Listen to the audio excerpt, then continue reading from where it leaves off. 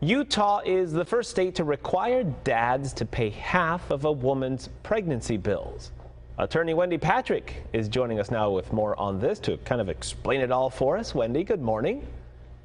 Good morning, Raul. Okay, so prenatal child support payments is what we're kind of talking about. Explain how that's going to work. Well, Raul, you know how expensive kids can be, but you also probably appreciate the fact that they're expensive even before they're born. And that is what this bill is about. So many times you have questions that come up within marriages. When do we have kids? Who's going to pay for them? Who gets medical leave? How can we afford it? And when can we afford it? Imagine asking those same questions outside of a relationship. The questions are the same, the answers are not. But one of the most important things that remains constant, regardless of when a mother has a child, is there is this really emphasis on both health and wealth. We can't skimp on the health of the child or the mother. So this bill is the first of its kind, and it really looks at the reality of a woman should be able to seek some sort of financial, at least assistance from the father. How did this whole thing start? Like, what are the origins? Did somebody just go and say, you know, there needs to be a law because this guy's not paying? And obviously, I didn't want to ask at the beginning. I mean, I did, but it's specifically for people who aren't married. Because if you're married and you're having a kid, that's not really what this is all about.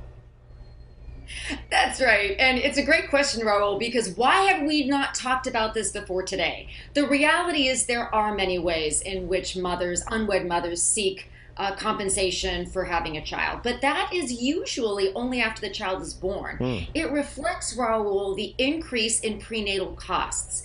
And that's something that mothers face all over the nation. But the reason that they're talking about this right now in Utah is they're really trying to foster a culture of life and a culture of quality of life for both the unborn baby and for the mother.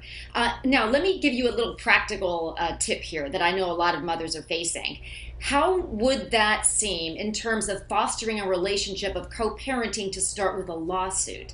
Many new mothers are saying, that's not the way I want to start our relationship, bringing the father to court. But the reality is that the costs are just too high to shoulder alone. It's an option that's available for mothers. Now, what we're going to follow, Raul, is how many new mothers are going to take advantage of this option. And by the way, paternity has to be established first. Okay, so I'm trying to follow along on this. You're talking about if you're in a relationship and you're going to have a baby, but the individual woman doesn't need to sue the father of the child if the law is passed, right? Because at that point it becomes law. Well, we have the lawsuits. The lawsuits will be after the child is born, but it will provide for something that's already been available in some sense. So the court system has provided these types of remedies in the past. It really seems to clarify and really make it very clear that this is something that a mother is able to do. There are, by the way, several other states that provide this type of relief for new mothers, but it's the same question there that's going to be asked about Utah mothers here. Is this a feasible way to start a co-parenting relationship? And is that the type of thing I want to be involved in when I'm busy trying to figure out how to be a new mother? Last thing new mothers want to do, adding to the burden, especially outside of marriage or outside of a relationship, is, well, now I'm going to be running back and forth to court to make sure that the baby's father is paying his fair share. But on the other hand, Raul, there are many mothers that really need this money, and this law gives them that. Okay, so we kind of got the proponent side of it. We live in 2021, so obviously there's probably a bunch of people who are against this. What are the critics saying about what is wrong with this idea? Well, many of the critics are saying there must be a better way to do it. And abortion is not the answer. So that there's very clear voices on both sides that are saying that this isn't meant to certainly encourage abortion. But they're basically saying, are there other ways to shoulder that care, to ensure access to health care, to make sure that both mom and baby are supported during the pregnancy as well as afterwards.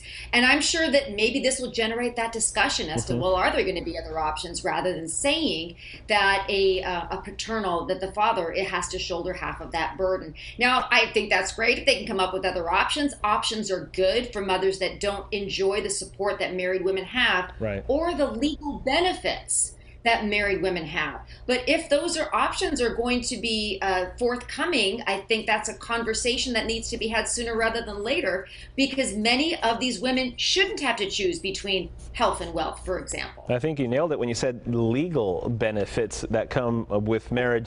Quickly, Wendy, can we see this perhaps being passed here in California in the near future?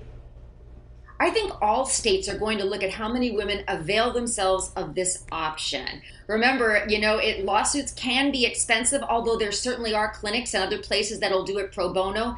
Not everyone will be entitled to a free lawyer. So we're going to keep our eye on how this pans out in Utah, and then no doubt state legislatures are going to say, maybe this is something of value to our state. Wow. Wendy Patrick, interesting stuff. Sometimes you need to study certain cases just to kind of even know where you stand on them, because you can't just go out and this is fascinating stuff. Wendy, thank you. Thank you, Raul.